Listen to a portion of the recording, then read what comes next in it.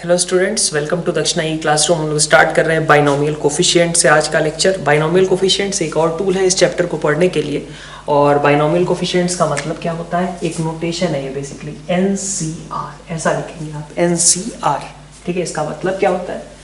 इसका मतलब होता है n factorial upon r factorial into n minus r factorial, कुछ इस तरीके का। NCR इज इक्वल टू, अभी अलजेब्रिकली मतलब समझते हैं, मीनिंग क्या है एक और सेंस में वो हम बाद में समझेंगे। पहले देखते हैं इसका कैलकुलेशन कैसे करते हैं। तो NCR is equal to n factorial upon r factorial into n minus r factorial.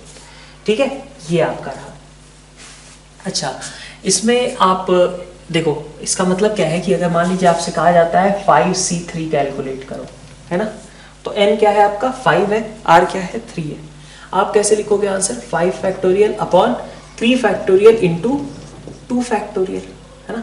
2 भी मैं एक बार को ऐसे ही लिख लेता हूँ, कहाँ से 2 आ रहा है वो चीज़ दिखाने के लिए। 5 माइनस 3 फैक्टोरियल ऐसा लिख लिया, तो आपके पास कितना आ गया?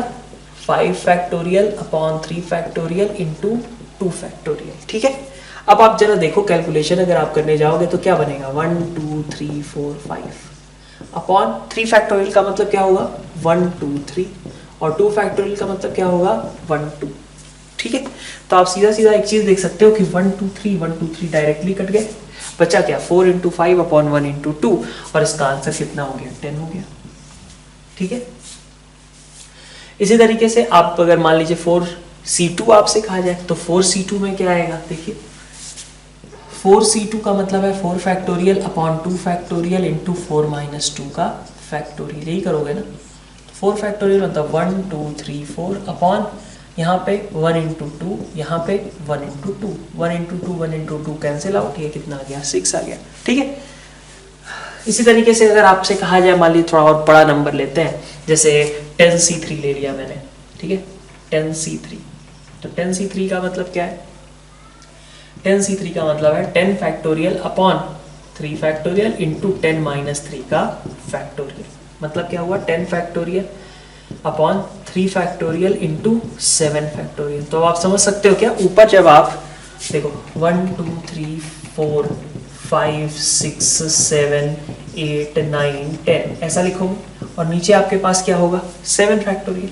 7 फैक्टोरियल और 3 फैक्टोरियल, तो 1 2 3 यहाँ ठीक है, और 7 फैक्टोरियल में आपके पास बच जाएगा 1 2 3 4 अप टू 7। तो ये 7 यहाँ तक पूरा टर्म कैंसिल कर दिया, बचा क्या आपके पास, है ना, ये सब कैंसिल आउट हो चुके हैं। 8 9 10 अपॉन 1 2 3, तो ऊपर कितना आया? 720, नीचे कितना आया? 6, तो दिस इज 120। ठीक है, NCR का इस तरीके से आप कैलकुलेशन कर सकते हो। अब इसमें एक चीज ध्यान देने की है कि ये NCR डिफाइंड कब होता है? ठीक है, डिफाइंड व्हेन, इसका एक तरीके से डोमेन कह लें हम, तो डोमेन क्या है?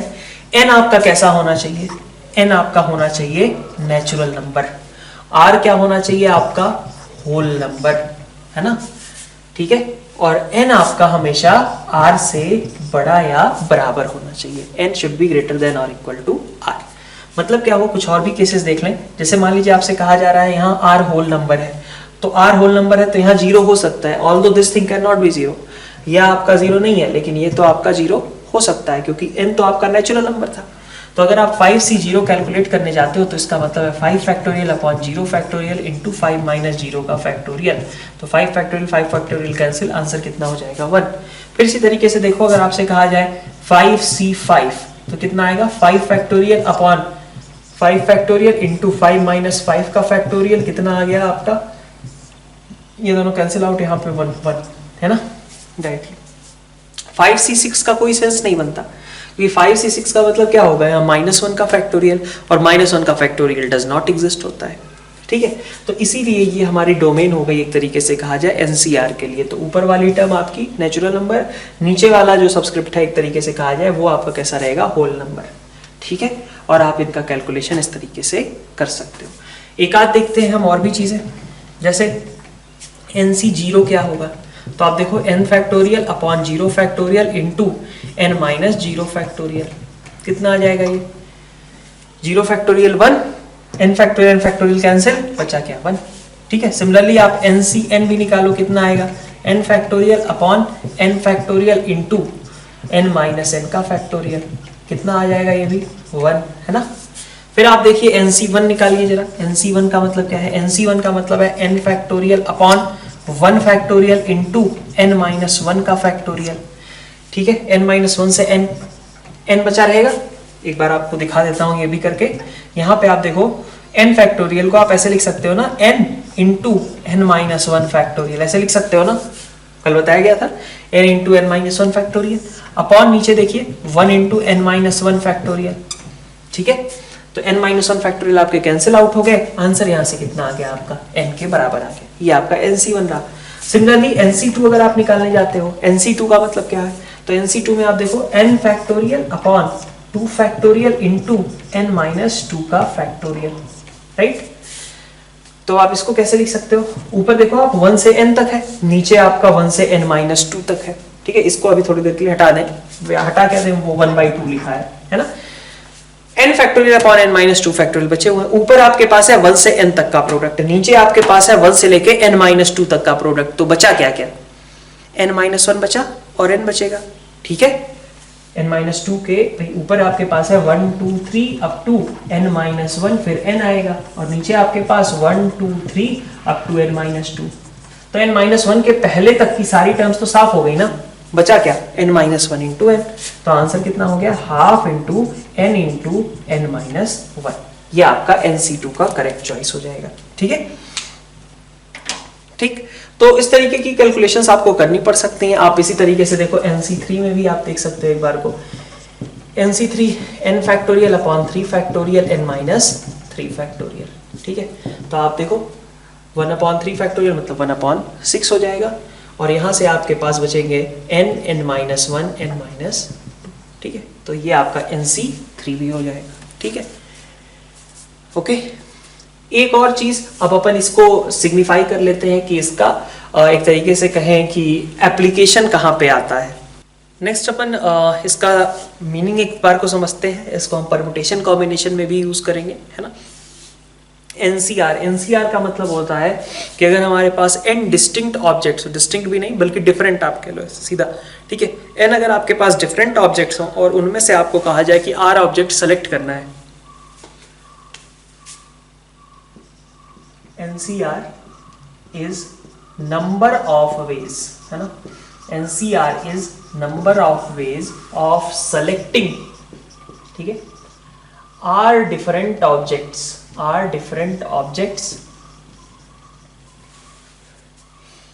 from given n different objects।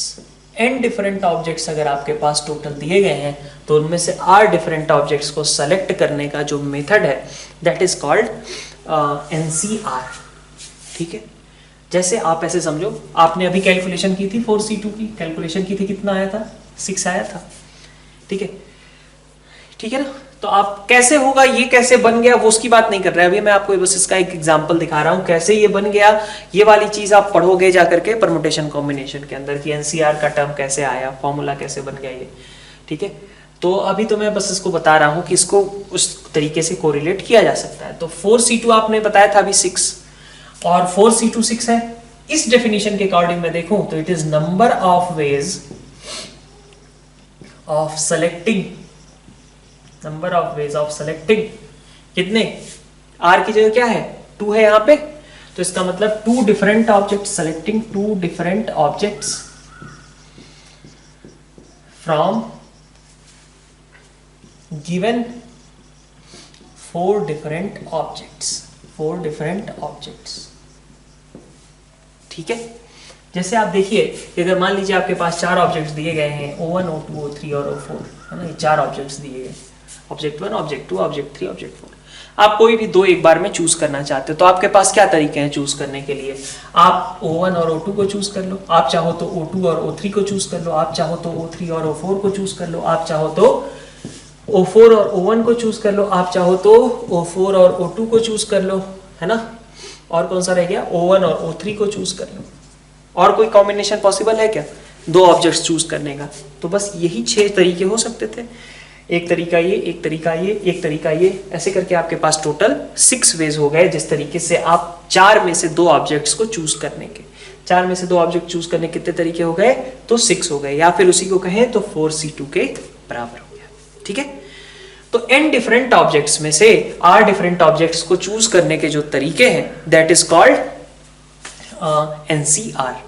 तो आप एक बात बताइए कि NCR हमने फॉर्मूला तो ऐसे पढ़ लिया था, n factorial upon r factorial into n minus r factorial is equal to NCR। आपने ऐसे फॉर्मूला पढ़ लिया था, है ना। तो अब आप देखिए, अगर आपका ये फॉर्मूला है तो NCR इज इक्वल टू इतना है। अब इसमें आप कहोगे कि क्या पता ये कभी फ्रैक्शनल हो जाए, तो ये फ्रैक्शनल नहीं हो सकता। ठीक है, ये हमेशा जब भी आपको कैलकुलेशन करोगे हमेशा ये एक इंटीजर वैल्यू ही देगा, और ये इंटीजर वैल्यू इसलिए भी आप यहाँ से समझ सकते हो कि because NCR is number of ways. तो किसी चीज के सिलेक्शन के नंबर ऑफ वेज 5/3 थोड़ी ना होंगे, या किसी चीज को सेलेक्ट करने का तरीका -1/2 थोड़ी ना होगा, किसी चीज को सेलेक्ट करने का तरीका पाई वेज एग्जिस्ट करते हैं, इसका तो कोई मतलब हुआ नहीं। ठीक है, तो नंबर ऑफ वेज कितने होंगे, नंबर ऑफ वेज तो ऐसे ही काउंट करोगे ना, 0 1 2, अच्छा इसका कोई तरीका नहीं, इसका एक तरीका, इसका 2 तरीका, इसका 3 तरीका है ना, ऐसे ही काउंट करोगे ना, ऐसा थोड़ी नहीं करोगे कि इसका 5/3 तरीका है। ठीक है, तो नंबर ऑफ वेज आपके पास हमेशा एक इंटीजर ही आएगा, और इसीलिए NCR भी जब आप भी कैलकुलेट करोगे तो NCR will also be a integer every time. ठीक है, तो एक आध इससे रिलेटेड चीजें लिख लेते हैं। NCR is always integer. ये आपका क्या है, हमेशा इंटीजर है। ठीक है, NCR is always an integer. ठीक, अच्छा और क्या कहा जा रहा है, और अगर आप इसको ऐसे भी समझो कि मान लो मुझसे कहा जाए कि 5 में से 3 ऑब्जेक्ट्स को चूज करना है ना, या फिर ऐसे मैं कह लेता हूँ 4 में से 3 ऑब्जेक्ट्स को चूज करना है। मान लो ये 4 ऑब्जेक्ट्स थे, 4 में से 3 ऑब्जेक्ट चूज करने के तरीके O1 O2 O3। इस बार क्या किया आपने, O4 को छोड़ दिया। ठीक है, आपने O2 O3 O4 को लिया, O1 को छोड़ दिया, O3 O2 O4 नहीं O3 O4 O1 को लिया, O2 को छोड़ दिया। ठीक है, फिर इसी तरीके से O1 O2 O4 को लिया, O3 को छोड़ दिया, ऐसा कर सकते थे। ठीक है, तो आप 4 में से 3 ऑब्जेक्ट्स को चूज कर रहे थे, तो आपके पास 3 ऑब्जेक्ट्स चूज करने के कितने तरीके आए, 4 तरीके आए, है ना। अच्छा, अगर 4 तरीके इनको चूज करने के हुए, 3 ऑब्जेक्ट्स को हम जब चूज करेंगे तो एक ऑब्जेक्ट तो अपने आप रिजेक्ट हो जाएगा ना। बात समझ में आ रही है, अगर 4 में से आप 3 ऑब्जेक्ट्स को सेलेक्ट करते हो तो एक ऑब्जेक्ट अपने आप रिजेक्ट हुआ। ठीक है, तो अगर मैं कहूं कि n में से या फिर 4 में से 3 ऑब्जेक्ट को सेलेक्ट करना इज नंबर ऑफ वेज उसके जो होंगे वो उतने ही बराबर होंगे जितना कि 4 में से एक चीज को रिजेक्ट करना। भाई इस एक वे के करस्पॉन्डिंग एक रिजेक्शन का वे आ गया, एक ऑब्जेक्ट को रिजेक्ट करने का। ये 3 का सिलेक्शन हुआ तो एक रिजेक्शन हुआ, ये 3 का सिलेक्शन हुआ तो एक रिजेक्शन हुआ। ऐसे ही मान लो आप 5 में से 3 ऑब्जेक्ट सेलेक्ट करते तो क्या होता, 5 में से 3 ऑब्जेक्ट आपने सेलेक्ट किए, 2 चीजें बच गई। फिर आपने एक तरीका बनाया 5 में से 3 सेलेक्ट करने का, फिर से 2 चीजें बच गई। फिर से आपने 5 में से 3 सेलेक्ट करने का एक तरीका बनाया, आपके पास फिर से 2 चीजें बच गई। ठीक है, तो ऐसे केस में अपन क्या बोलेंगे। ठीक है, 5 में से 3 ऑब्जेक्ट आप चूज कर रहे हो, 2 ऑब्जेक्ट आपके हर बार लेफ्ट आउट हो जा रहे हैं। इस चीज को मैं ऐसे कह सकता हूं कि जितने तरीके से 5 में से 3 ऑब्जेक्ट सेलेक्ट हुए, उतने ही तरीके से 5 में से 2 ऑब्जेक्ट रिजेक्ट भी हो गए। भाई 3 सेलेक्ट तो अपने आप 2 रिजेक्ट, फिर 3 सेलेक्ट फिर 2 रिजेक्ट, फिर एक तरीका मिला 3 सेलेक्ट करने का तो दूसरा तरीका हो गया उसके पास एक और 2 रिजेक्ट करने का, है ना। तो जितने तरीके से आप 3 चीजों को सेलेक्ट कर सकते हो, उतने ही तरीके से आप 2 चीजों को रिजेक्ट कर सकते हो। तो उसी तरीके से मैं अगर यहां पे कहूं तो n में से r चीजों को आप जितने तरीके से सेलेक्ट कर सकते हो, उतने ही तरीके से आप n में से n माइनस r चीजों को रिजेक्ट कर सकते हो। NCR और NCn माइनस r मतलब 5C3 और 5C2 बराबर होंगे, 5C3 5C5-3 बराबर होंगे। ठीक है, तो आप फॉर्मूले के अकॉर्डिंग भी देखो, NC अगर मैं R की जगह n-r रख दूं तो क्या होगा, R की जगह n-r गया तो चलो यहाँ n-r आ गया, और ये क्या हो जाएगा फिर R हो जाएगा। आप देख लो, R की जगह n-r रख के फॉर्मूला आपका फिर से दोनों का सेम हो जा रहा है। तो क्या है मतलब कि जितने तरीके से आप R चीजों को सेलेक्ट करते हो, उतने ही तरीके से आप n-r चीजों को रिजेक्ट करते हो, और इसलिए NCR और NCn-r ये दोनों आपके बराबर आएंगे। ठीक है, तो ये आपकी दो प्रॉपर्टीज हो गई। ये वाली प्रॉपर्टी काफी इंपॉर्टेंट भी है हमारी, ठीक है। इसके बेसिस पे अपन एक और चीज लिख लेते हैं, NCX और NCY अगर आपके आपस में बराबर दिए गए हों तो एक तो तरीका होगा कि x और y आपस में बराबर हो जाए सीधे सीधे, कोई दिक्कत ही नहीं है। NCX और NCY अगर बराबर दिए गए हैं तो एक तरीका होगा कि x और y आपस में बराबर हो जाए, या फिर ये भी हो सकता है कि ये आपका रहा हो NCN-x, क्योंकि NCX और NCN-x ये दोनों बराबर होंगे इसी प्रॉपर्टी के अकॉर्डिंग, और n-x भी y के बराबर हो सकता है। तो इसका मतलब और n-x is equal to y, that means कि x plus y is equal to n। तो दो तरीके हैं, NCX is equal to NCY अगर है तो हो सकता है कि ये दोनों सीधा सीधा इक्वल हो जाए, और दूसरा तरीका ये भी हो सकता है कि ये NCY जो है वो बेसिकली NCN-x लिखा हो, और n-x और y को जब इक्वेट करेंगे तो x plus y is equal to n आ जाएगा। तो अगर हमसे कहीं कहा जाता है कि 20C13, तो that 20C13 will be equal to 20C20-13 and which is 20C7. Similarly, आपसे कहा जाए 20C15 तो that will be equal to 20C5, है ना। इस तरीके से आपको इसे समझना है, ओके। तो ये तो हमारे टूल्स हो गए बाइनोमियल थ्योरम से रिलेटेड। अब अपन आते हैं बाइनोमियल थ्योरम क्या है। तो नेक्स्ट अपन स्टार्ट कर रहे हैं बाइनोमियल थ्योरम। अब अपन एक्चुअली चैप्टर पे आ रहे हैं, ठीक है। बाकी सारी चीजें तो इसके एक तरीके से माहौल बनाया गया था अभी तक, ठीक। तो आप देखिए बाइनोमियल थ्योरम का, तो x plus y raise to power n, इसकी बात कर रहे हैं। दो टर्म्स हैं और उनके सम या फिर बीच में डिफरेंस भी हो सकता है ना। रेज टू पावर n की बात की जा रही है, और पहला केस में ले रहा हूं जबकि n आपका कोई नेचुरल नंबर है, n आपका नेचुरल नंबर है। इस केस को अभी हम डिटेल में डिस्कस करेंगे, ठीक है। ठीक, तो x plus y raise to power n, इसका एक्सपेंशन अगर हम लिखना चाहें तो इसका एक्सपेंशन लिखने के लिए आप सबसे पहले क्या करो, ये जो अभी बाइनोमियल कोफिशिएंट्स आपको बताए गए वो सब लिखते जाओ। तो NC0, ठीक है, यहाँ है n, है ना, NC1, ऐसे ही NC2, ठीक है, प्लस फिर ऐसे ही NC3, ठीक, प्लस NC4, ठीक, अप टू ऐसे ही लास्ट में आएगा NCN-1 समथिंग और NCN। उसके बाद n से बड़ा चीज तो नहीं लिख सकते ना, ऐसा नहीं लिखोगे NCN+1, उसका तो कोई सिग्निफिकेंस नहीं है, अभी हमने कहा। तो आप देखो NC0 के साथ आप डाल दो x raise to power n, y raise to power 0, ठीक है। अब इसी तरीके से सब में मैनेज करते जाओ, x की पावर n-1 तो यहाँ y की पावर 1, ठीक है। x की पावर आपने n से स्टार्ट किया, x की पावर आपने n रख दिया है, इस समय आपने y की पावर को 0 रखा है। फिर आपने x की पावर एक डिक्रीज करी, y की एक इंक्रीज करी, फिर इसी तरीके से x की एक और पावर डिक्रीज करो, y की पावर इंक्रीज करो, फिर आप फिर से यही काम करते रहो, y क्यूब, है ना, ऐसे करके NC4 x की पावर n-4 और y रेज टू पावर 4, ये सारी आपके पास टर्म्स हो जाएंगी, ठीक है। इतनी बात। अब आप देखिए लास्ट में आपके पास क्या बचेगा, लास्ट में आपके पास NCN-1। अब आप पैटर्न अगर ऑब्जर्व कर लें तो आपको समझ में आएगी बात, यहाँ 4 था तो यहाँ 4, यहाँ 3 था तो यहाँ 3, 2 था तो 2, तो इसका मतलब यहाँ पे y की पावर में क्या रहा होगा, n-1, ठीक है, ठीक है, y की पावर में n-1। तो y की पावर में जब n-1 होगा तो x की पावर में क्या होगा, फिर से आप देख लो x की पावर 1 होगा। उसके बाद देखो फिर से x की पावर एक डिक्रीज होगी और y की पावर इंक्रीज होगी, और इसलिए आपका ये ओवरऑल एक्सपेंशन बन जाएगा, ठीक है। तो ये है आपका बाइनोमियल थ्योरम। फर्स्ट टर्म की पावर में आपने n किया, सेकंड टर्म की पावर में आपने 0 किया, और उसके बाद आपने फर्स्ट टर्म्स की पावर को एक एक डिक्रीज करते लिखते गए और दूसरे टर्म की पावर को एक एक इंक्रीज करके लिखते गए, और आपके पास ये जो एक्सपेंशन आया that is called binomial theorem, ठीक है। n belongs to natural number की बात अभी की जा रही है, n की जगह आपका कोई फ्रैक्शनल और नेगेटिव क्वांटिटी भी हो सकती है, जो कि हम लेटर ऑन बहुत ब्रीफ में डिस्कस करेंगे काफी लास्ट के लेक्चर्स में जाके, ठीक है। मेनली आपका discussion n belongs to natural number के अराउंड ही रहना है, ठीक।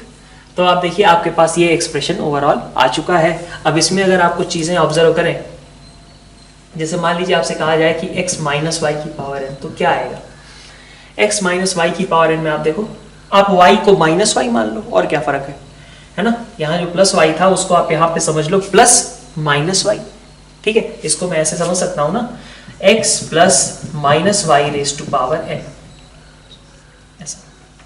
ये समझ सकता हो ना वैसे, कोई दिक्कत थोड़ी ना, y की जगह -y मान, तो लिखते गए। फिर से उसी तरीके से NC0 x की पावर n, पहले टर्म की पावर पूरी, ठीक है, y की पावर में 0। फिर क्या होगा, NC1 x की पावर में n माइनस 1 माइनस y की पावर में, ये माइनस y था, ठीक है, माइनस y की पावर में 1। फिर NC2 x की पावर में n माइनस 2 माइनस y की पावर में 2, ठीक।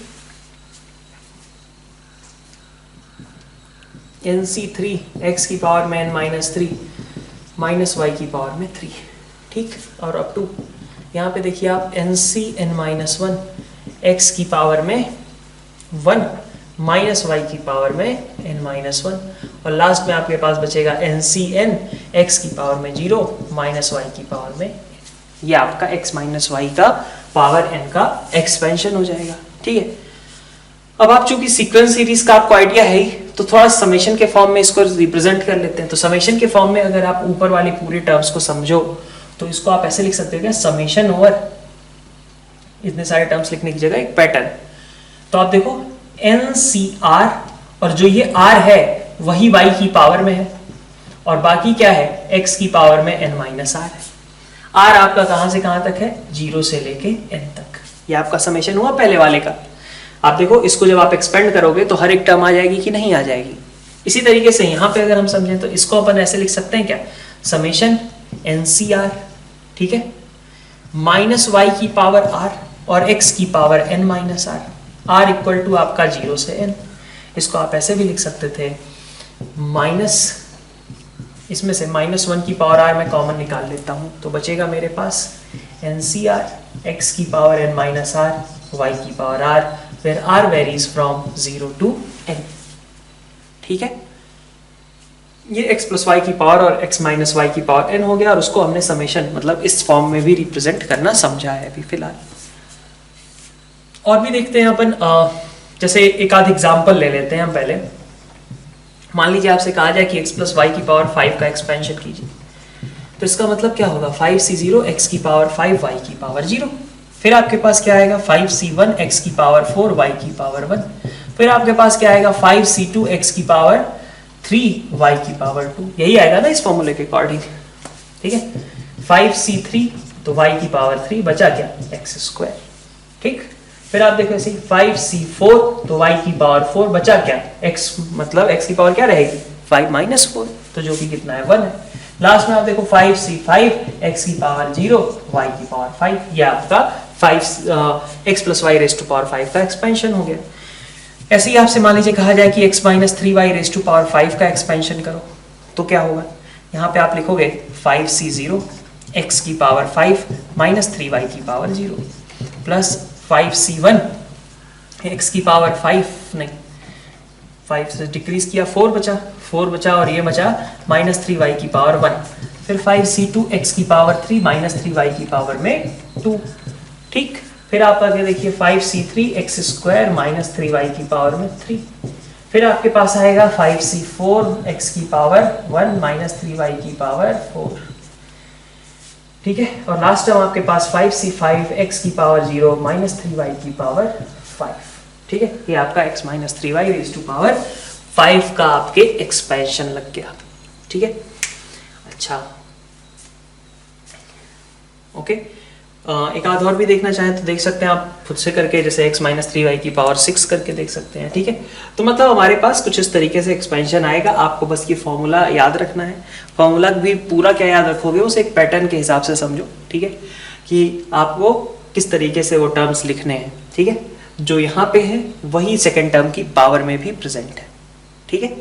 और बाकी जो है अगर आप ऑब्जर्व करो तो हर जगह आपको दिखेगा कि x और y की जो पावर्स हैं उनका सम कितना रहता है, n के बराबर रहता है, ठीक है। x और y की पावर्स का सम n है, यहाँ पे भी n है। हर बार x और y की पावर्स हमें इसी तरीके से लगानी है कि उनका सम हमेशा क्या रहना चाहिए, n रहना चाहिए, ठीक है। और दूसरे टर्म की पावर में क्या आता है, तो जो यहाँ लोअर सबस्क्रिप्ट थी वही दूसरे टर्म के पावर में क्रिएट हो जाती है, ओके।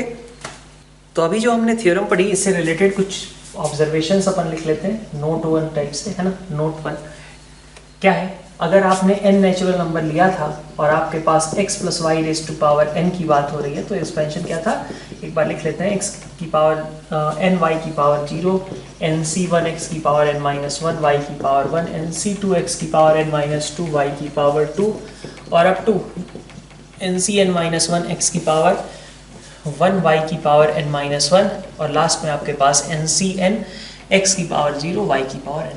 ठीक है, क्या ऑब्जर्वेशंस आप ले सकते हो कि आपके पास कितने नंबर ऑफ टर्म्स आ रहे हैं, n प्लस 1 टर्म्स है ना, nc 0 से लेके ncn तक कितने टर्म्स हो गए, n प्लस 1, 0 से स्टार्ट हुई है काउंटिंग। तो आपके पास सबसे पहला ऑब्जर्वेशन हुआ total number of terms, total number of terms in expansion is equal to n plus 1, right. फिर सेकेंड ऑब्जर्वेशन और क्या कर सकते हो आप देख सकते हो अभी वाली बात कि जो x और y की पावर्स हैं उनका सम हमेशा कांस्टेंट रहता है n के बराबर। तो sum of exponents of x and y, exponent का हो या पावर का हो बात सेम ही होती है, तो sum of exponent of x and y in each term is n। ठीक है, थर्ड पॉइंट, अगर आपसे कहा जाए कि स्टार्टिंग से फर्स्ट टर्म तो ये है, एंड से फर्स्ट टर्म तो ये है, ठीक है, ये स्टार्टिंग की फर्स्ट टर्म, ये आपकी एंड की फर्स्ट टर्म, राइट, ये आपकी स्टार्टिंग की सेकेंड टर्म, ये आपकी एंड से सेकेंड टर्म। ठीक है, इतनी बात। तो अगर आपसे ये कहा जाता है कि आप स्टार्टिंग से एंड से आप rth टर्म की बात करो, एंड से आप सेकेंड टर्म की बात करो, मान लो, ठीक है, तो एंड से सेकेंड टर्म स्टार्टिंग से ये कौन से नंबर पे आएगी, n-1 नहीं, nth नंबर पे आएगी। बात समझ में आ रही है कि नहीं भाई, स्टार्टिंग से अगर काउंट करोगे तो जीरो से काउंटिंग स्टार्ट करोगे ना, जीरो से लेकर n-1 तक, जीरो से n-1 तक कितनी चीजें हो गई, n चीजें हो गई। तो हमारे पास अगर एंड से सेकेंड कहा जाए तो इसका मतलब स्टार्टिंग से कौन सा नंबर है, स्टार्टिंग से ये nth नंबर है। ठीक है, तो इन चीजों को कोरिलेट करते हुए हम कैसे लिख सकते हैं, अपन लिख सकते हैं rth टर्म फ्रॉम एंड कहा जाए, या फिर उसी चीज को स्टार्टिंग से देखा जाए तो that is n minus r plus 2th term from start. ठीक है, देखो आप जैसे फर्स्ट टर्म आप एंड से कहो तो फर्स्ट टर्म एंड से आपका ये है, ठीक है, स्टार्टिंग से वो कौन से नंबर पे होगा, तो फर्स्ट टर्म मतलब r की वैल्यू, जैसे आपसे कहा जाए फर्स्ट टर्म फ्रॉम एंड, तो उसका मतलब क्या हुआ, उसका मतलब हुआ n-1 plus 2th term from start, मतलब n plus 1th term from start. ठीक है, तो ऑफ कोर्स ये वाली जो टर्म मैं स्टार्टिंग से अगर काउंट करूं तो ये कौन से नंबर पे आती है, n प्लस 1th नंबर पे आती है, अभी हमने लिखा था इसे यहाँ। ठीक है, इसी तरीके से आपसे कहा जाए fifth term from end, fifth term from end, तो that is equal to n minus r की जगह 5 हो गया plus 2th term from start, ये आपका कुछ इस तरीके का रहेगा। ठीक है, फिर इसी तरीके से आप देखिए और क्या ऑब्जर्वेशंस आपको बताई जा सकती हैं, और आप ऑब्जर्वेशंस कह सकते हैं जो बाइनोमियल कोफिशिएंट्स इन्वॉल्व हैं। ठीक है, उनका नेचर देखो, बाइनोमियल कोफिशिएंट्स मतलब nc0 nc1 nc2, बाकी नहीं x y नहीं, सिर्फ ncr वाली चीजें जो है इनका नेचर देखो। तो आप क्या देख सकते हो, यहाँ पे आपका nc0 है तो लास्ट में आपका ncn है, दोनों आपस में बराबर होते हैं ना, होते हैं कि नहीं होते हैं, ncr और ncn माइनस आर बराबर होता है, तो nc0 और ncn बराबर होंगे, nc1 और उसके जस्ट पहले ncn-1 बराबर होंगे, nc2 इधर क्या आएगा ncn-2, ये सब आपस के बराबर होंगे। ठीक है, तो अगर हम बाइनोमियल कोफिशिएंट्स पे केवल फोकस करें तो बाइनोमियल कोफिशिएंट्स जो हर एक टर्म में इन्वॉल्व हैं फ्रॉम स्टार्ट और फ्रॉम एंड आपस में बराबर होंगे। तो अगर हम ऐसे लिखें इक्विडिस्टेंट टर्म्स फ्रॉम बिगिनिंग और एंड, ठीक है, हैव सेम या फिर इक्वल कह लो, है ना, हैव इक्वल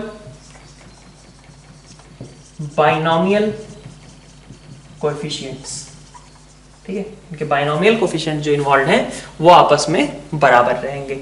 ये हमारा हो गया इससे रिलेटेड कुछ ऑब्जर्वेशंस। एक और लास्ट पॉइंट अपन इससे रिलेटेड देख लेते हैं जिसको बोलते हैं हम जनरल टर्म। काफी इंपॉर्टेंट है ये और थोड़ा ध्यान से देखना है इसमें, है ना। जनरल टर्म का मतलब क्या होता है? जनरल टर्म जैसे आप देखिए, आपसे कहा जाए फिफ्थ टर्म क्या है इस एक्सपेंशन की, पूछा जा सकता है, तो आप कैसे लिखोगे? फिफ्थ टर्म अगर आपको लिखनी है या सेकंड टर्म आपको लिखनी है, थर्ड टर्म आपको लिखनी है, तो ये कैसे लिखोगे? इसी की बात हम कर रहे हैं जनरल टर्म में, ठीक है। तो आप देखिए, अगर आप देखो, थोड़ा पैटर्न ही ऑब्जर्व करना है यहाँ पे, ध्यान से देखना। लेकिन फर्स्ट टर्म में देखो 0 है, सेकेंड टर्म में 1 है, थर्ड टर्म में 2 है, n+1 टर्म में n है, ये nth टर्म है, यहाँ n-1 है। तो अगर ये ऑब्जर्वेशन आपने नोटिस किया तो आप लिख सकते हो कि अगर मैं rth टर्म लिखने जाऊंगा तो कैसे लिखूंगा मैं?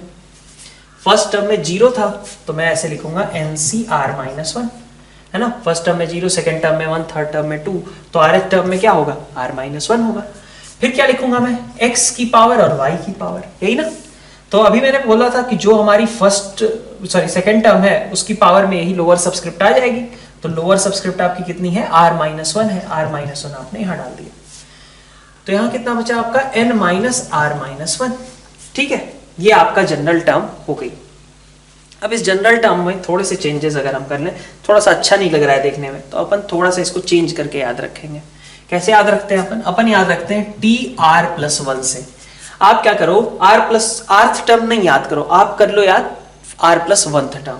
जैसे r+1 जब आप लिखोगे तो हर जगह r की जगह r+1 रिप्लेस हो जाएगा, तो बन क्या जाएगा? NCr, ठीक है। अब यहाँ पे y की पावर में क्या बन जाएगा? r, जहां भी r रखा था इधर वहां r+1 रख दिया मैंने, ठीक है। और x की पावर में क्या बचेगा? n-r। तो आपने ये फॉर्मूला बनाया जनरल टर्म का, जो याद रखना है आपको। जनरल टर्म rth टर्म नहीं है, r+1 टर्म है, ठीक है। And that is NCr into x की पावर n-r, y की पावर r, ठीक है। जैसे आपसे कहा जाए कि एग्जांपल के तौर पे सेवेंथ टर्म, ठीक है, in expansion of 2x - 3y raise to power 11, मान लीजिए यही कहा दिया गया आपको, तो आपको सेवेंथ टर्म निकालनी है, मतलब आपको 7 चाहिए यहाँ पे, लेकिन वो r नहीं होगा, r+1 होगा। r आपका क्या होगा? 6 होगा। तो अब आप r को 6 ले लो और लिखो ये आप r+1 से कंपेयर करोगे, ठीक है। तो r+1 अगर 7 है तो इसका मतलब r 6 है, तो आपका ये कितना आ जाएगा? NCr, तो n कितना है? 11 है, c r कितना था? 6 था, x की पावर में n-r और y की पावर में, सॉरी x नहीं, यहाँ पे तो x की जगह क्या है? 2x है ना, फर्स्ट टर्म आपकी 2x है, तो first term 2x, second term आपकी -3y की पावर में 6 और 2x की पावर में क्या हो जाएगा? 11 - 6, तो ये आपका टर्म हो जाएगी सेवेंथ टर्म, ठीक है। और इसी तरीके के एक आध और एग्जांपल हम समझते हैं नेक्स्ट स्लाइड में। तो एक छोटा सा एग्जांपल लेते हैं। हमारे पास एक एक्सपेंशन है और उसका 8 टर्म आपको फाइंड आउट करना है। कैसे निकालोगे? तो पूरा एक्सपेंशन लिखने की जरूरत नहीं, सीधा यहाँ से कंपेयर करो, फिर T8 को आप Tr+1 से कंपेयर कर रहे हो, दैट मीन्स r को आप 7 ले रहे हो। n कितना है आपका? 21 है, तो क्या करेंगे अपन? यहाँ से आपको पता चला r7 था, तो फॉर्मूला क्या होता है? Tr+1 = NCr x की पावर n-r y की पावर r, यही होता है। n 21 है, c आपका 7 है, फिर फर्स्ट टर्म 3x² है ना, की पावर में कितना हो जाएगा? 3x² की पावर में 21 - 7 मतलब 14, और सेकेंड टर्म क्या है आपकी? 5/x है, की पावर में कितना? 7, ठीक है। तो यहां से आपके पास क्या आया? 21c7 3^14 × 5^7, x^28 और यहां से x की power 7, so x^21, this will be our correct choice, ठीक है। तो ये तो हमने एक छोटा सा एग्जांपल इससे रिलेटेड कर लिया है, लेटर और भी हम इससे रिलेटेड एग्जांपल्स करेंगे, ठीक है। अभी अपन कुछ और भी नोट्स लिख लेते हैं, सेकंड नोट, ठीक है। ये तो पिछले सेट ऑफ ऑब्जर्वेशन था, फिर एक सेट ऑफ ऑब्जर्वेशन और लिख लेते हैं अपन। कुछ एक्सपेंशंस का हम इसकी हेल्प से x+y⁴n की हेल्प से कुछ एक्सपेंशंस अलग अलग लिखने की कोशिश करते हैं। जैसे जो आपका कॉमनली यूज होंगे उनकी बात की जा रही है, तो 1 + x⁴n ठीक है, मतलब आप फर्स्ट टर्म को 1 मान लो, सेकेंड टर्म को आप x मान लो, और ऐसे में आप एक्सपेंड करके लिखो तो क्या बनेगा, NC0 है ना, फर्स्ट टर्म की पावर में n, सेकेंड टर्म की पावर में 0, ठीक है। फिर आप देखो फर्स्ट टर्म की पावर में n-1, सेकेंड टर्म की पावर में 1। फिर आप NC2 1 की पावर n-2 x², ऐसे करके लास्ट में NCn 1 की पावर में 0 x की पावर में n, ठीक है, 1 की पावर में 0 x की पावर में n। तो आप इसको चाहो तो समेशन के फॉर्म में भी क्लब करके लिख सकते हो। समेशन के फॉर्म में इसको कैसे लिखा जाएगा, आप देखो ये सब तो 1 की पावर कुछ भी रहे, आंसर तो 1 ही आएगा। तो आप देख सकते हो NC0 x की पावर 0, NC1 x की पावर 1, NC2 x की पावर 2, NCn x की पावर n। समेशन के फॉर्म में इसको लिखा जा सकता है NCR x की पावर r। r कहां से कहां तक, 0 से n तक, बस हो गया। इसी तरीके से अगर आप 1 - x की पावर n लिखना चाहो तो वो भी लिख लो। ये थोड़ा सा एक टर्म 1 होने की वजह से हमें कई जगहों पे कैलकुलेशंस में इजीनेस कर देता है क्रिएट, ठीक है। देखिए आप पहले अभी 1 - x की पावर n है, तो यहाँ पे देखिए NC0 1 n - x की पावर 0 प्लस NC1 1 की पावर n-1 x की पावर 1, NC2 1 की पावर n-2 x की पावर 2, और ऐसे करके आपके पास लास्ट में NCn 1 की पावर 0 x की पावर n। तो आप समेशन के फॉर्म में इसको कैसे लिखोगे, आपको दिख रहा है NCR, और वही चीज क्या है, -x की पावर में भी प्रेजेंट है। तो आपके पास समेशन के फॉर्म में हो गया NCR -x की power r varies from 0 to n, ठीक है। आप इसी को चाहें तो ऐसे भी लिख सकते हैं, आप इसको लिख सकते थे समेशन ओवर NCR -1 की पावर r x की पावर r, ठीक है, -1 की पावर r है ये, ठीक है, -1 की पावर r x की power r varies from 0 to n, ठीक है। अब 1 वाले में हमें कुछ बेनिफिट्स मिल जाते हैं कई बार कैलकुलेशन में, थोड़ी इजीनेस। जैसे अगर आपके पास मान लीजिए दिया गया है यही x + y raise to power n, तो इसको आप मैनिपुलेट करके और कैसे लिख सकते हो, आपने क्या किया, इसमें से x की पावर n बाहर निकाल लिया, तो बचा क्या आपके पास, x बाहर निकालोगे तो इफेक्टिवली x की पावर n निकलेगा, बचेगा ब्रैकेट के अंदर 1 + y/x raise to power n, ठीक है। तो आपने इसको लिखना शुरू किया, तो this is equal to x raise to power n को एज इट इज रहने दो, ये आपका एक समेशन बनेगा, ठीक है, ये आपका इस तरीके की सीरीज बनेगी। इस तरीके की सीरीज में आपका ये टर्म हर x की जगह क्या है, यहाँ पे y/x है, तो हर एक बार आपका y/x आता है। तो जब आप समेशन के फॉर्म में अगर इसको लिखना चाहो तो आप कैसे लिखोगे, समेशन NCR, जहां आपका x था अब आपका क्या आ चुका है, y/x आ चुका है, तो यहाँ पे आप लिख दोगे summation over NCR y/x raise to power r is equal to 0 से n, ठीक है। यह आपका x + y की पावर में n हुआ।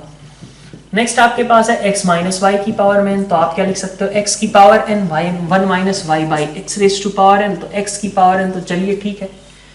इसके लिए क्या करेंगे, इस तरीके से लिखेंगे समेशन के फॉर्म में, ठीक है। NCR, अब आप जैसे यहाँ पे -x लिखते थे, यहाँ पे अब आप क्या लिखने लगोगे, -y/x, तो -y/x raise to power r, ठीक है, r इज इक्वल टू 0 से n, ठीक है। तो इस तरीके से इसमें क्या होता है कि थोड़ा कॉम्पैक्ट फॉर्म में कई बार ये 1 में कन्वर्ट करने से थोड़ी चीजें कॉम्पैक्ट कई बार हो जाती हैं, और कुछ जगहों पे तो हमें 1 में कन्वर्ट करके ही करना पड़ेगा, क्योंकि हमने जो भी फॉर्मूले थोड़ा इजीनेस के हिसाब से जो फॉर्मूले बनते हैं वो 1 + x या 1 - x के लिए ही बनते हैं, और हमें इस फॉर्म में कन्वर्ट करके ही उन क्वेश्चंस में प्रोसीड करना होता है। तो कैसे करेंगे, x की पावर n आपने बाहर निकाला, 1 + y/x raise to power n, फिर इसी तरीके से यहाँ पे x की पावर n बाहर निकाला, 1 - y/x raise to power n, ये बन गया आपका, ठीक है। अब अगर आप x + y की पावर n और x - y की पावर n आपने डिटेल्ड फॉर्म में भी लिख रखा है, अगर आप वहां से देख लो एक बार, तो x + y की पावर n और x - y की पावर n, इनका एडिशन क्या जनरेट करता है, इनके एडिशन से हमारे पास क्या क्या टर्म्स बनेंगी, तो आप देख सकते हो जब एडिशन करोगे, ठीक है, तो तुम्हारे पास बनेगा NC0, पहले वाली टर्म बची रह जाएगी, तीसरी टर्म बची रह जाएगी, 5th टर्म बची रह जाएगी, देख सकते हो क्या वहां पे n, भाई इसका और इसका एक्सपेंशन देखो लिखा हुआ है ना, और उन दोनों का जब समेशन आप करोगे तो उन दोनों के समेशन में क्या होगा, NC1 वाली टर्म जो कि एक्चुअली सेकेंड टर्म थी, वो दोनों कैंसिल आउट हो रही है कि नहीं हो रही है, 4th टर्म जो कि NC3 थी वो भी कैंसिल आउट हो रही है, तो आपके पास बचेगा NC0 x की पावर n y की पावर 0 प्लस NC2 x की power n minus 2 y square NC3 x की NC3 नहीं NC4 है ना x की पावर n माइनस 4 y की पावर 4 है ना। और ऐसे ही करते हुए आपके पास सारी पॉसिबल टर्म, अच्छा ये डॉट डॉट डॉट लिखने का ये मतलब नहीं कि इन्फिनिटी चले गए, ठीक है, जहां तक पॉसिबल टर्म्स हो भाई, NC n के आगे नहीं जा सकते तो हम वहां तक की सारी टर्म्स लिख लेंगे यहाँ पे, ठीक है। तो क्या बच रहा है आपके पास यहाँ पे NC0 NC2 NC4 ये सारे आपके पास बचे हुए हैं। अगर आपने उन्हीं दोनों टर्म्स का डिफरेंस लिया होता तो आप क्या बोलते, दोनों टर्म्स का आपने डिफरेंस लिया तो आपके पास first term, third term, fifth term ये सब कैंसिल आउट हो जाती है ना। आपके पास बचता क्या 2 टाइम्स NC1, ठीक है। अब जो चीजें यहां नहीं आई हैं वही वहां पे बची रह जाती, 2 टाइम्स NC1 x की पावर n माइनस 1 y की पावर 1, ठीक है। NC3 x की पावर n माइनस 3 y की पावर 3, ठीक है। ऐसे ही NC5 x की पावर n माइनस 5 y की पावर 5, ठीक है। ऐसे करके डॉट डॉट डॉट मतलब और भी बहुत सारे टर्म्स आप लिख सकते हो, ठीक है। तो आपको ये समझ में आनी चाहिए बात कि इस तरीके से जब आप एक्सपेंशन करते हैं, डिफरेंस लेते हैं, तो इन दोनों में आपके पास 1 3 5 वाली चीजें फॉलो हो रही हैं और एडिशन वाले में आपके पास 0 2 4 वाली चीजें फॉलो हो रही हैं। और डॉट डॉट डॉट का मतलब इन्फिनिटी नहीं निकल जाना है, जहां तक पॉसिबल टर्म्स है बस वहीं तक लिखना है हमें। नेक्स्ट आपके पास ये 3 क्वेश्चंस हैं, आप इन तीनों को ट्राई कर लीजिए। अच्छी खासी थियरी हमने पढ़ ली है ना। तो कुछ क्वेश्चंस कर लेते हैं पहले, उसके बाद फिर से आगे की कहानी करेंगे अपन, ठीक। तो क्वेश्चन सॉल्व करिए। इसके एक्सपेंशन में आपको 6 टर्म फाइंड आउट करना है, तो 6 टर्म फाइंड आउट करना है। आसान से क्वेश्चन है, बिल्कुल फॉर्मूला बेस्ड, आप ट्राई कर सकते हो इन्हें। तो T6 देखिए आपका क्या आएगा, ठीक है। T6 के लिए मतलब क्या है, TR+1 में R को 5 होना चाहिए, तो this gives you 10C5 first term की पावर में, और ये सेकेंड टर्म हो गया। तो जो यहाँ पे लोअर सबस्क्रिप्ट है ये यहाँ पावर नोट किया जाएगा, है ना। और 10 माइनस 5 आपका यहाँ पे लग जाएगा, ठीक है। तो आप यहाँ से सिंप्लीफाई कर लो 10C5। अब ये कहो कि इसको पूरा कैलकुलेट करें तो इतना कैलकुलेशन करना भी नहीं पड़ता है, आपको समझ में आना चाहिए कि भाई 4C2 5C3 8C5 ये सब कभी करना पड़ गया तो कर लिया, ठीक है। ऐसा जरूरी नहीं कि क्वेश्चन जो आपको पूछा जाएगा उसमें 10C5 की वैल्यू निकाल के देगा कि हाँ इसकी वैल्यू 1 लाख समथिंग आ रही है, ऐसा नहीं जरूरी है। तो यहाँ से देखिए 2x² की पावर 5 कितना हो जाएगा 32x की पावर 10, और यहाँ से आपके पास आ जाएगा -1/243 x की पावर 10। x की पावर 10 आपका कैंसिल आउट हो गया, बचा आपके पास -10C5 × 32/243। This will be our 6th term, ठीक है। ये आपकी 6th टर्म आ जाएगी, ठीक। अब इस सेकंड क्वेश्चन को ट्राई कीजिए। आपको सिंप्लीफाई करके इसकी वैल्यू बतानी है कि √5 + 1 की पावर 5 - √5 - 1 की पावर 5 ये कितना आउटकम देगा, ठीक है। तो आइए देखते हैं इसको। अभी हमने इसकी बात करी है इससे रिलेटेड, x + y की पावर n, x - y की पावर n। अभी बोला था क्या आता है उसमें आता है आपका 2 टाइम्स। जब आप डिफरेंस ले रहे हो ना, दोनों के बीच में डिफरेंस का साइन है, तो अगर डिफरेंस आप ले रहे हो, माइनस कर रहे हो, तो आपके पास क्या आता है, आपके पास सेकंड टर्म्स मतलब सेकंड टर्म मतलब NC1 NC3 NC5 ये फॉलो होते हैं। तो यहाँ पे आप क्या करोगे 5C1, n कितना है आपका 5 ही है ना दोनों जगह, तो 5C1 NC1 हो गया आपका, ठीक है।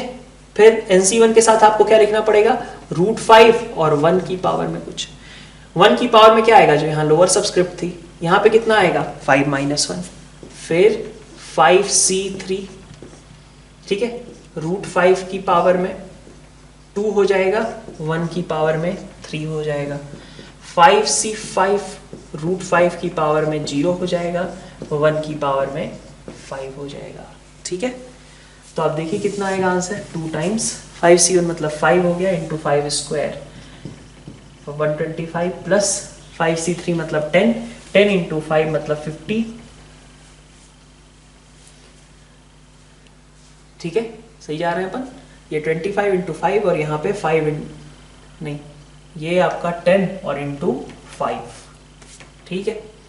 प्लस आपके पास यहाँ पे कितना बचेगा 1 1, ठीक है। तो 125 50 175 प्लस 1 है ना × 2 352, इसका भी आपके पास आंसर निकल करके आ जाएगा, ठीक है। फिर आप थर्ड क्वेश्चन ट्राई कीजिए, find constant term in expansion of this whole expression. Constant term मतलब ऐसी टर्म जिसमें x की कोई भी पावर प्रेजेंट ना हो, ठीक है। तो इसको आप थोड़ा सोचो और सॉल्व करो। तो ऐसा नहीं है कि हम एक्सपेंड करके देखेंगे कि कौन सी टर्म हमारी x के इंडिपेंडेंट आ रही है, ऐसी कौन सी टर्म है जो कांस्टेंट आ रही है जिसमें x नहीं आ रहा है, ऐसा हमें जरूरत नहीं है करने की। अपन क्या देखें, जनरल टर्म लिख लें, ठीक है। ध्यान से देखिएगा, इस तरीके के क्वेश्चंस इंपॉर्टेंट होते हैं, ठीक है। सिर्फ इसी समय नहीं, आगे के पूरे चैप्टर के लिए ये क्वेश्चंस इंपॉर्टेंट है। कांस्टेंट टर्म ही नहीं, कांस्टेंट टर्म को आप एक तरीके से ऐसे समझना इस बार कि कांस्टेंट टर्म का मतलब आपसे पूछा जा रहा है कि x की पावर 0 का कोफिशिएंट क्या है, ठीक है। कांस्टेंट टर्म फाइंड आउट करने का मतलब ऐसा बोल सकता हूं ना मैं कि x की पावर 0 का कोफिशिएंट क्या है। आपको टर्म नंबर नहीं निकालना, ये कंफ्यूजन नहीं होनी चाहिए। कई लोगों को लगता है कांस्टेंट टर्म कौन से नंबर पे आएगा, एक्सप्रेशन में हम लिखेंगे अच्छा 5th नंबर पे हमारा कांस्टेंट टर्म आ गया, उससे नहीं मतलब है। कांस्टेंट टर्म कितनी आ रही है, ठीक है। अदरवाइज वो पूछता which term is constant in this expansion, यहां पूछा जा रहा है कांस्टेंट टर्म, मतलब वो जो टर्म आप कह रहे हो कि ये कांस्टेंट आने वाला है उसकी वैल्यू कितनी है, ठीक है। तो this is as good as finding coefficient of x raise to power 0 in expansion, ठीक है। तो आप देखो इसका अगर आप एक्सपेंशन के लिए आप जनरल टर्म लिखते हो तो जनरल टर्म में आपके पास क्या आएगा, 6cr x raise to power r minus 1 by x raise to power 6 minus, sorry यहाँ आपका r है, यहाँ आपका 6 माइनस r है, ऐसा आएगा, ठीक है। अब ये r ही तो वेरी करेगा, बाकी और तो कुछ वेरी नहीं करेगा। ये r बदलता रहेगा, अपना r कहां से कहां तक जाएगा, कभी 0 है, कभी 1 है, कभी 2 है, कभी 6 है ना, यही सारी वैल्यूज लेगा 0 1 2 3 4 5 6। तो अब हमें ये देखना है कि r की ऐसी कौन सी वैल्यू है कि ये ओवरऑल टर्म x की पावर 0 क्रिएट कर दे। तो कैसे आएगा देखिए, 6cr x raise to power 6, ठीक है, माइनस 2r माइनस 1 की पावर r, ऐसा मैं लिख सकता हूं इसको क्लब करके। 6 माइनस आर यहाँ से एक माइनस आर, 6 माइनस 2r हो गया, और माइनस 1 की पावर r आपका बचा हुआ है। अच्छा, ये एक और माइनस r मैंने निकाला, वो क्यों निकाला, इसकी वजह से नहीं, ये x की पावर माइनस r है ना, x हमारा डिनोमिनेटर में है तो x की पावर r बनता, लेकिन डिनोमिनेटर था तो माइनस r बनेगा। तो आपके पास x की पावर 6 माइनस 2r माइनस 1 की पावर r, ये हमारा tr प्लस 1 है, ठीक। अब tr प्लस 1 आपने लिख लिया है। आप क्या चाहते हैं, आप चाहते हैं कि r की कोई ऐसी वैल्यू मुझे दे दो जिससे कि मैं x की पावर 0 कर दूं। तो मतलब your target is 6 minus 2r should be equal to 0। That means कि r की वैल्यू कितनी होगी आपके पास, 3 के बराबर। अगर r आपका 3 है तो आप निकाल लो t, r को 3 रखा तो t4 इज इक्वल टू कितना, 63 x की पावर, है ना, ये बन जाएगा। तो वैल्यू कितनी आगे निकाल सकते हो, 6 factorial upon 3 factorial, 6 minus 3 factorial into minus 1, है ना। तो यहां से वैल्यू कितनी हो जाएगी आपके पास, ऊपर है 1 2 3 4 5 6 इनटू नीचे क्या है 1 2 3 है ना। आपके पास एक माइनस 1 भी रुका हुआ है तो 1 2 3 कैंसिल आउट हो गया। 4 5 6 का मल्टीप्लीकेशन कितना हो गया आपका 120 अपॉन 6 आपका माइनस 20 करेक्ट आंसर हो जाएगा कांस्टेंट। अब इसी तरीके से आपसे ये भी पूछा जा सकता था कि x की पावर 1 का कोफिशिएंट क्या है, x की पावर 2 का कोफिशिएंट क्या है, x की पावर 5 का कोफिशिएंट क्या है, ये चीज भी पूछी जा सकती है जो हम आगे के एग्जांपल्स में डिस्कस करेंगे, ठीक है। प्रोसेस सेम होगा। यहाँ पे आपसे कांस्टेंट टर्म का मतलब है, आप इसको बिल्कुल इसी तरीके से समझने की कोशिश करिएगा कि आपको x की पावर 0 का कोफिशिएंट निकालना था। नेक्स्ट आपके पास फिर से 2 क्वेश्चंस हैं, इनमें देखिए आपको पहले में कोफिशिएंट निकालना है। अभी आप x की पावर 0 का कोफिशिएंट निकाल लेते हैं, अब आपको 13 और 11 के कोफिशिएंट्स निकालने हैं इस एक्सपेंशन के अंदर। तो शुरू हो गए अपन, क्या किया, सबसे पहले जनरल टर्म लिखा tr plus 1 is equal to 20cr 2x raise to power r into 5 by x square की पावर r, ठीक है। तो यहां से आप देखो कितना आ जाएगा 20cr, ठीक है, 2 raise to power r 5 raise to power r x की पावर r x की पावर माइनस 2r, ठीक है। ऐसा ही क्यों चाह रहा है क्या, नहीं सॉरी गलत लिख दिया मैंने, this is equal to 20 minus r ना, है ना, ठीक है। 20cr यहाँ पे r, यहाँ पे 20 माइनस r, तो आपके पास ये कुछ ऐसा बचेगा 2 raise to power 20 minus r 5 raise to power r, है ना, x की पावर में 20 माइनस r और ये 2r और नेगेटिव, तो आपका आ गया 20cr 2 raise to power 20 minus r 5 raise to power r x raise to power 20 minus 3r, है ना। अब आपको करना क्या है, आप चाहते हो कि इस x की पावर कितनी हो जाए, 11 हो जाए या 13 हो जाए। तो आइए देखिए, coefficient of x raise to power 13 निकालना है अगर आपको, तो यू वांट कि 20 minus 3r should be equal to 13। ठीक है, और 20 माइनस 3r अगर आपका 13 है तो r आपका कितना आया भाई, 7/3 आया। तो एक बात बताओ, r 7/3 हो सकता है क्या, नहीं हो सकता ना। यहाँ पे किसी भी टर्म में 7/3 थोड़ी ना आएगा। ठीक है, 1 2 3 4 5 0 20 ये सब आएंगे, 7/3 थोड़ी ना आ जाएगा। तो इसका मतलब कि ये टर्म नहीं बन सकती, r equal to 7/3 not possible. That means कि इसका मतलब क्या बोलोगे, इसका मतलब कि ऐसा कोई कोफिशिएंट क्रिएट ही नहीं होगा।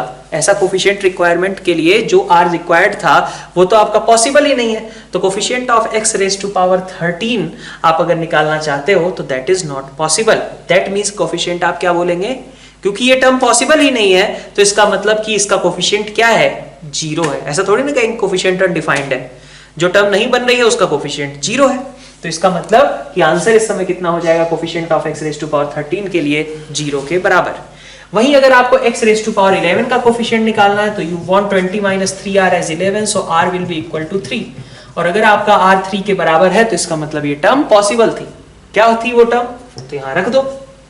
कितना आएगा, 20c3 2 raise to power 17 5 raise to power 3, ठीक है, इंटू x की पावर 11। तो आपको तो कोफिशिएंट निकालना था ना, यही आपका कोफिशिएंट हो जाएगा x रेज टू पावर 11 का। लेकिन x रेज टू पावर 13 का कोफिशिएंट 0 लिखेंगे क्योंकि r आपका कोई integer value, positive integer value या फिर 0 ये सब नहीं मिल रहा था। r एक ऐसी वैल्यू ले रहा था जो कि एक्चुअली इम्पॉसिबल है। ठीक है, ये आपका हो गया क्वेश्चन नंबर 1। क्वेश्चन नंबर 2 देखते हैं। ये भी फिर से √5 + 1 √5 - वाले क्वेश्चन का ही एक तरीके से थोड़ा और कैलकुलेटिव वर्जन है ना। आप देखिए, अगर इसके आप टर्म्स लिखोगे तो आपके पास क्या आएगा, सेकंड में आप देख लो 2 टाइम्स 6c0, यहाँ पे एडिशन है ना, तो एडिशन है तो आपके पास 0 2 4 ये सब बचते हैं। तो 6c0 x की पावर 0 √x² माइनस x की पावर 6 √x² - 1 की पावर 0 प्लस 6c2 x की पावर 4 √x² - 1 का 4, ठीक है, प्लस 6c4 x की पावर 2 √x, क्या लिख दिया मैंने, यहाँ 2 आएगा है ना, यहाँ 4 है तो यहाँ पे आपका 4 आ जाएगा। ठीक है, प्लस 6c6 x की पावर 0 √x² - 1 की पावर में 6, ये आपके पास टर्म बनेगी। अब इसका देखिए आप सिंप्लीफाई करिए तो 2 टाइम्स क्या होगा, अब इसके आगे 68 थोड़ी ना बनेगा। वही मैंने कहा था कि इसको स्ट्रेच करते हुए इन्फिनिटी थोड़ी ना लेके जाएंगे, जहां तक बन रही है टर्म्स वहीं तक रोक लेंगे। अब देखिए बनेगा क्या, 6c0 तो खैर 1 है, x की पावर 6 प्लस 6c2 आप निकाल सकते हो, 6 इंटू कितना आ जाएगा, 6c2 आपका 15 आ जाएगा, 15 इंटू x की पावर 4 और इंटू x² - 1 प्लस यहां से भी आपका कितना आ जाएगा 15 x² इंटू x² - 1 का होल स्क्वायर और प्लस ये 66 1 है x² - 1 की पावर 3। ठीक है, ये आपका एक्सपेंशन आ गया। ठीक है, अब आप चाहिए तो एक आध बार और इसको एक्सपेंड कर लीजिए। अब आप सबको एक्सपेंशन तो पता ही है। ठीक है, नेक्स्ट क्वेश्चन है आपके पास, coefficient of rth term and r + 1th term are equal in this expansion, then find r। तो देखिए rth टर्म में कोफिशिएंट क्या आएगा, rth टर्म आपकी कैसे लिखी जाएगी, nc यहाँ r - 1 होता है ना, यहाँ r + 1 तो यहाँ r, ठीक है, तो nc यहाँ पे r - 1 की पावर कुछ होगी, x की पावर क्या होगा r - 1, ठीक है, और यहाँ क्या लग जाएगा n - r - 1, तो कितना हो गया, n की जगह 20c r - 1 की पावर तो चलो ठीक है यार, 1 ही आना है, x की पावर कितना आएगा r - 1, ठीक है। तो हम कह रहे हैं कोफिशिएंट्स आर इक्वल, तो कोफिशिएंट तो ये हुआ ना, कोफिशिएंट 20c r - 1 हुआ, ठीक है, तो कोफिशिएंट की बात की जा रही थी, this is your coefficient 20c r - 1। Similarly r + 4 term की बात करें तो tr + 4 में क्या आएगा 20c, इससे एक कम लिखेंगे ना यहाँ पे r + 3, ठीक है, जैसे r था r - 1, r + 4 है तो r + 3, ठीक है, तो यहाँ पे आपका कोफिशिएंट क्या आएगा 20CR+3 इंटू एक्स का कुछ कोफिशिएंट आता, एक्स का कोफिशिएंट R+3 आता, लेकिन उसका कोई यूज नहीं है क्योंकि हमें कोफिशिएंट्स को इक्वेट करना है। And coefficients are 20CR-1 and 20CR+3। So we are given with 20CR-1 and 20CR+3। अभी आपको मैंने बताया था कि आपके पास क्या चॉइसेस हैं कि या तो ये दोनों बराबर हो जाएं, ठीक है, तो दिस सजेस्ट्स यू कि either R-1 is equal to R+3 और, ठीक है, दूसरा मैंने बोला था ना आपको NCX और NCY अगर बराबर हैं तो x plus y is equal to n, एक चांस हो सकता है। तो this thing plus this thing R-1 plus R+3 is equal to कितना n, ठीक है, n कितना था वो भी आपका 20 था, तो लिख लिया। ये तो आपका पॉसिबल है ही नहीं, ठीक है, -1 इज इक्वल टू 3, ये तो नॉट पॉसिबल, तो इसका मतलब इसका कोई सेंस नहीं बनता। आगे बढ़ते हैं, 2R+2 इज इक्वल टू 20, तो R is equal to 9, R आपका 9 के बराबर है, ठीक है, तो R की वैल्यू क्या हो गई 9 हो गई। ये आपका करेक्ट आंसर हुआ फर्स्ट क्वेश्चन का। सेकंड क्वेश्चन पे आते हैं। सेकंड क्वेश्चन में क्या कहा जा रहा है? सेकंड क्वेश्चन में आपसे कहा जा रहा है कि find term independent coefficient of term independent of x, ठीक है, मतलब आपको कांस्टेंट टर्म फाइंड आउट करनी है। इंडिपेंडेंट ऑफ x मतलब x की पावर 0 का कोफिशिएंट, ठीक है, तो कांस्टेंट टर्म आपको फाइंड आउट करनी है, ठीक है, लेकिन इस बार सिर्फ एक एक्सपेंशन नहीं है, उसके साथ और भी कुछ कहानी दे रखी है इसने। अब ये वाला क्वेश्चन बड़ा इंपॉर्टेंट हो जाता है और इस क्वेश्चन के तरीके का और भी ज्यादा यूज और कॉम्प्लिकेटेड यूजेस हम आगे देखेंगे इस पूरे चैप्टर के अंदर, तो ध्यान से देखिएगा इस चीज को। Coefficient of term independent of x in this expression, ठीक है, तो ये सब की बात बाद में है। अभी आपको क्या चाहिए? आपको चाहिए था x की पावर 0, ठीक है, तो आप समझो इस चीज को, 1 को भाई अगर आप 1 + x + 2x cube into something लिखा रहे तो आप क्या करोगे? टर्म बाय टर्म मल्टीप्लीकेशन करोगे। तो अगर आपको चाहिए कि x की पावर 0 बनाने के लिए, तो x की पावर 0 बनाने के क्या क्या तरीके हो सकते हैं? यहां से आप कांस्टेंट टर्म 1 उठाओ और इधर से आप x की पावर 0, इसके एक्सपेंशन में आप x की पावर 0 के कोफिशिएंट्स देख लो और दोनों का मल्टीप्लीकेशन कर दो। भाई तुम ऐसे समझो कि 1 + x + x² मान लो ये मल्टीप्लाई करना है, तो क्या करोगे? हमसे कहा गया कि भाई x के कोफिशिएंट खोजो कि इसके एक्सपेंशन में x की कोफिशिएंट क्या आएंगे, तो कैसे करेंगे हम इसमें इस 1, भाई हमें x चाहिए तो कैसे बनेगा 1 और इधर से हमें x के टर्म्स ही खोजने पड़ेंगे ना, x का कोफिशिएंट। भाई यहां पे 1 + x है तो 1 को किससे मल्टीप्लाई करूं कि x से निकल करके आए, तो x से ही मल्टीप्लाई करना पड़ेगा। x का कोफिशिएंट यहां कितना है 1, तो एक x बनाने का तरीका क्या हुआ 1, इधर x के कोफिशिएंट 1 से मल्टीप्लाई होकर के दे दिया रिजल्ट। और कहां से x बन सकता है? इस 1 को किसी और चीज से मल्टीप्लाई करूं तो x तो नहीं बनेगा ना, x² नहीं चाहिए अपने को, x ही चाहिए। तो और क्या कर सकते हैं, 1 के लिए जो भी पॉसिबिलिटी थी हमने लिख दी। फिर ऐसे ही देखो x और इधर मल्टीप्लाई करें तो क्या बनेगा, तो आप देखो इस केस में x को इसमें से कौन से टर्म से मल्टीप्लाई करूं, तो सिंपल सी बात है, अगर आपने x यहां पे ले लिया है तो इधर आप कांस्टेंट टर्म खोजने जाएंगे तभी तो मल्टीप्लिकेशन आपका x आएगा। तो x को इस 1 से मल्टीप्लाई करना पड़ेगा। तो x को 1 से मल्टीप्लाई करने की जगह आप ऐसे समझो कि आपने x के कोफिशिएंट और कांस्टेंट टर्म दोनों को मल्टीप्लाई कर दिया। तो x का कोफिशिएंट कांस्टेंट टर्म को मल्टीप्लाई कर दिया, दोनों को ऐड कर दिया, ये आपका 2 आया which is giving you coefficient of x।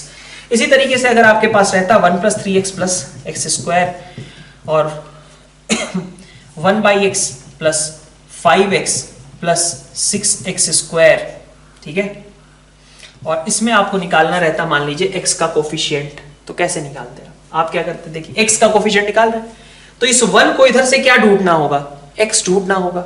x का कोफिशिएंट क्या मिल रहा है 5, इधर क्या है कांस्टेंट टर्म 1, दोनों मल्टीप्लाई होंगे तो 1 × 5x देंगे, ठीक है। फिर और देखिए आप इस 3x को इधर से क्या ढूंढना होगा, कांस्टेंट टर्म, तो इधर कोई कांस्टेंट टर्म है ही नहीं तो ढूंढ के कुछ मिला नहीं, तो आप किससे मल्टीप्लाई करेंगे 0 से, ठीक है, ऐसा कोई टर्म है ही नहीं।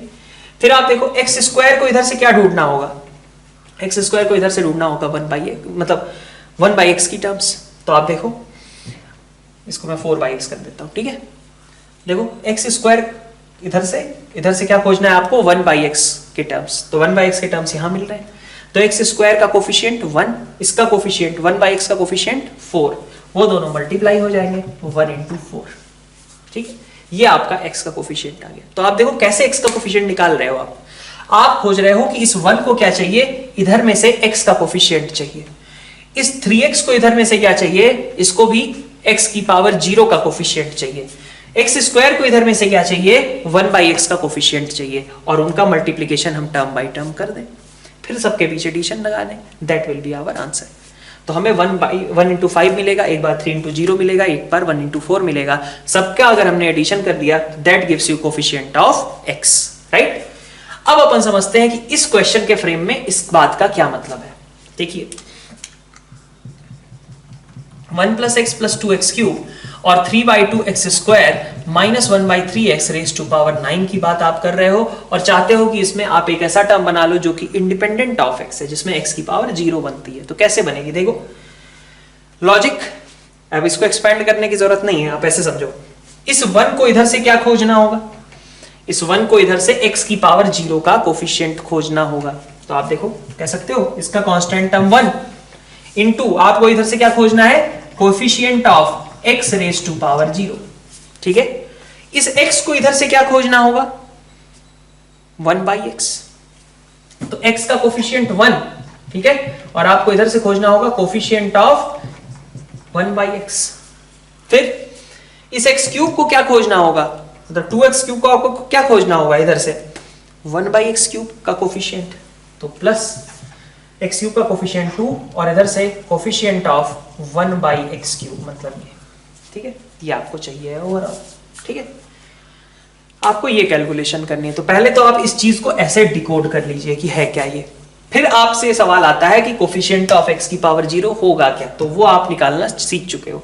इसका जनरल टर्म लिखो, tr+1 can be written as 9cr 3/2x square raise to power 9 - r minus 1/3x raise to power r, which gives you ncr, है ना, 3/2 की पावर में 9 - r माइनस 1/3 की पावर में r, और raise to power 18 - 2r, x की power कितना है 18 - 2r, और यहां से x की पावर -r, तो x की पावर 18 - 3r, यही आ गया आपका सब कुछ क्लब हो करके। अब आप चाहते क्या हो, आप चाहते हो इस बार कोफिशिएंट आपका किसका निकालना है, x की पावर 0 का, तो you want 18 - 3r is equal to 0। तो अगर आप x की पावर 0 का कोफिशिएंट निकालना चाहते हो तो आपको r इक्वल टू 6 रखना होगा, ठीक है, ये देगा आपको कोफिशिएंट ऑफ x की पावर 0, ठीक है। तो r को 6 रखा तो कोफिशिएंट क्या मिला आपका, यहां से निकाल लो 9c6 3/2 raise to power 3 minus 1/3 raise to power 6, ठीक है। ये आपका कोफिशिएंट हुआ x की पावर 0 का, इसको आप उठा करके 1 के साथ मल्टीप्लाई कर लेना, ठीक है। फिर आगे बढ़ते हैं, करना मतलब सॉल्व करके करना। फिर कोफिशिएंट ऑफ x की पावर -1 की हो जाते हैं अपन, ठीक है, ये आपने लिख ही लिया होगा आई होप, तो इसको मैं हटा रहा हूं, ठीक है, देख लीजिए। अब r इक्वल टू 6 के लिए आपने कह दिया कि भाई ये मिल जाएगा। नेक्स्ट आप क्या चाहते हो कि आप x की पावर -1 का कोफिशिएंट मिल जाए, तो कोफिशिएंट ऑफ x की पावर -1 निकालने के लिए आपको क्या चाहिए कि 18 - 3r आपका -1 हो जाए। So for second case you want 18 - 3r as -1, but for this case r is coming out as fractional, that means कि ये आपका पॉसिबल नहीं है, ठीक है। अगर पॉसिबल नहीं है तो इसका मतलब इसका कोफिशिएंट क्या है, 0। अभी बताया था ना हमने, ऐसा r पॉसिबल नहीं है, इसका मतलब हो गया कि कोफिशिएंट 0 होगा। फिर देखिए थर्ड केस पे आते हैं, या आप कहो x की पावर -3 का कोफिशिएंट, तो 18 - 3r, this time you want it as -3, so it gives you r equal to 7, ठीक है, जो कि पॉसिबल है। तो ये देखो आप r इक्वल टू 7 के करस्पॉन्डिंग आपके पास टर्म क्या बनेगी, this gives you 9c7 3/2 square, ठीक है, और -1/3 की पावर 7, ठीक। ये आपका कोफिशिएंट हुआ x की पावर -3 का। अब आपको करना क्या है, 1 into this thing plus 2 into this thing, ये आपको कैलकुलेट करना पड़ेगा इतना, ठीक है। तो ये आपका क्वेश्चन रहा, बहुत इंपॉर्टेंट है। इसमें पहले आपने क्या किया, इस तरीके से आपने डिसाइड कर लिया, पहले लिख लिया कि करना क्या है, ठीक है। अब फिर उसके बाद सारे कोफिशिएंट्स निकालते गए। तो नेक्स्ट क्वेश्चन है आपके पास ये दोनों, find term independent of x in this expansion and find n if ratio of 7 term from beginning and from end in this expansion have ratios as 1/6। ठीक है, तो शुरू हो गया अपन फर्स्ट क्वेश्चन में। देखिए इंडिपेंडेंट ऑफ एक्स। अब आप कहोगे कि आपने फिर से फंसा दिया मुझे कि मैं कहाँ किसको किससे मैं मिलाता जाऊं। ऐसे तो m+1 टर्म्स यहाँ है, n+1 टर्म्स यहाँ है, तो आप इसको ऐसे देखो, इसमें उतना कुछ करने की जरूरत ही नहीं थी। 1 + x की पावर m और इसको आपने लिख दिया 1 + x की पावर n अपॉन x की पावर n, तो that gives you 1 + x raise to power m + n upon x raise to power n। आपको क्या चाहिए? आपको चाहिए कि आपका टर्म जो है x की पावर 0 के फॉर्म में आ जाए, है ना। आप x की पावर 0 का कोफिशिएंट चाहते हो, तो x की पावर 0 कैसे बनेगा? देखो डिनोमिनेटर तो आपकी x की पावर n फिक्स है, तो अगर आप न्यूमरेटर से x की पावर n का कोफिशिएंट ले लो तो x की पावर n का कोफिशिएंट और इंटू 1/x की पावर n कांस्टेंट टर्म देंगे। तो मैं क्या कह सकता हूं? मैं कह सकता हूं कि इसमें कांस्टेंट टर्म निकालूं, कांस्टेंट टर्म फाइंड आउट करूं, या फिर यहां से मैं बोल सकता हूं कि find coefficient of x raise to power n in 1 + x raise to power m + n। बात बराबर ही होगी भाई। इसके एक्सपेंशन में आपके पास जो x की पावर n का कोफिशिएंट आएगा कैसा होगा? देखो tr+1 अगर मैं लिखना चाहूं तो that gives you m + n cr x की 1 की पावर, तो खैर जो भी रहे, x की पावर में r, है ना। आप चाहते हो कि ये r कितना हो जाए? n हो जाए, तो this gives you m + n cn x की पावर n। ठीक है, तो x की पावर n का कोफिशिएंट आपके पास क्या मिलेगा? m + n cn। तो इसका मतलब क्या, जब आप इसको एक्सपेंड कर रहे होगे तो आपके पास मल्टीपल टर्म्स आएंगी, है ना, और उनमें एक टर्म ये भी होगी m + n cn into x की पावर n। भाई सिंपल सी बात है, अगर आपको 1/x² दिया हुआ है डिनोमिनेटर में, ठीक है, x² डिनोमिनेटर में है, तो कांस्टेंट टर्म कहां से क्रिएट होगा? जब आप न्यूमरेटर से भी x² को पकड़ लो। ठीक है, तो आप देखो यहां पे कि यहां आपने x की पावर n दे रखा है, तो आपको न्यूमरेटर से भी क्या उठाना होगा? x की पावर n का कोफिशिएंट। तो आप देखो न्यूमरेटर से आपके पास आ रहा है m + n cn x की पावर n, और डिनोमिनेटर में आपके पास है x की पावर n। ठीक है, तो इनसे आपके पास x की पावर n तो कैंसिल आउट हो जाएगा, आपके पास बचेगा क्या? m + n cn। This will be your correct answer. आपने x की पावर n डिनोमिनेटर में था, न्यूमरेटर से आपने x की पावर n निकाल लिया, ये आपका करेक्ट चॉइस हो जाएगा। ठीक है, आप m + n cn लिखो, या फिर आप ऐसे भी लिख सकते थे ना इसको, है ना, तो कितना हो जाता है? m + n cm भी हो सकता था। ठीक है, खैर सेकंड क्वेश्चन पे आते हैं। Ratio of 7 term from beginning and from end. तो पहले आपने क्या किया? फ्रॉम एंड वाली बात को आप ट्राई करिए पहले खुद से, है ना। 7 term from beginning and from end, तो एंड वाली बात को आपने स्टार्टिंग से समझना शुरू किया। अभी हमने बोला था कि स्टार्टिंग से जो rth टर्म होती है, एंड से जो rth टर्म होती है, ठीक है, उसको ऐसे बल्कि ऐसे लिख लो, एंड से rth टर्म और स्टार्टिंग से n - r + 2th टर्म बराबर होती है ना। मतलब यही चीज है, एंड से r कहें या फिर स्टार्टिंग से ऐसा बोलें। तो आप देखो t r की बात कितनी थी? 7 की, तो n - 5 7 + 2 n - 5, तो tn - 5 की बात की जा रही है। ठीक है, और 7 टर्म फ्रॉम बिगिनिंग मतलब t7 की, तो आपसे कहा जा रहा है कि t7 upon tn - 5 is coming out as 1/6। तो t7 आपका कितना होगा? nc6 2⁻⁻⁻³ n - 6 और 3⁻⁻⁻⁻⁻6 अपॉन नीचे आपके पास कितना आएगा? तो nc, है ना, n - 5 आप लिख सकते हैं। अब मेरे ख्याल से यहाँ 7 था तो 6, ऐसे ही ये भी तो r + 1 से कंपेयर होगा ना, n - 5, तो यहाँ क्या लगेगा? n - 6 2⁻⁻⁻⁻3, यहाँ आपका 6 आ जाएगा और यहाँ आपका होगा n - 6, और ये वैल्यू आपकी कितनी है? 1/6 के बराबर है। ठीक है, अब आप देखिए थोड़ा सिंप्लीफाई करते हैं। nc6 और ncn - 6 कट गए, ncr ncn - r कट गए ना। तो अब देखो आप 1/6 के बराबर इसको इक्वेट करने के लिए जाओ, देखो क्या बनेगा? 2⁻⁻⁻1/3, n - 6 यहाँ था, 6 और नेगेटिव हो जाएगा, तो दिस गिव्स यू 2⁻⁻1/3 n - 12। ठीक है क्या? n - 6 में से 6 और सब्ट्रैक्ट हो गया। बाकी देखिए 3⁻1 की पावर में क्या बचेगा? 6 में से ये सब्ट्रैक्ट हो जाएगा, 6 - n + 6, तो ऐसा कुछ 6 - n प्लस 6, है ना, and this is coming out as 1/6। ठीक है, ठीक है इतनी बात। तो आप देखिए कैसे लिख सकते हैं इसको, आप इसको ऐसे क्लब कर सकते हो, 2 की पावर n-12/3 और 3 की पावर भी n-12/3 and is giving you 1/6, so it is 2 into 3 की power n-12/3, so this is 6 की power n-12/3 is equal to 6 की पावर -1, तो n-12/3 आपका कितना है, -1 है, n आपका कितना हो जाएगा 9 के बराबर, so 9 will be the correct answer। ठीक है, तो अपना आज का लेक्चर हम यहीं पे एंड करते हैं। नेक्स्ट लेक्चर में कुछ इसी से रिलेटेड और भी एग्जांपल्स लेंगे, ठीक है, इन्हीं फॉर्मूलों से रिलेटेड जितनी हमने आज थियरी पढ़ी थी उसी से रिलेटेड कुछ एग्जांपल्स लेंगे और फिर नए कंसेप्ट से स्टार्ट करेंगे नेक्स्ट लेक्चर में। Thank you all.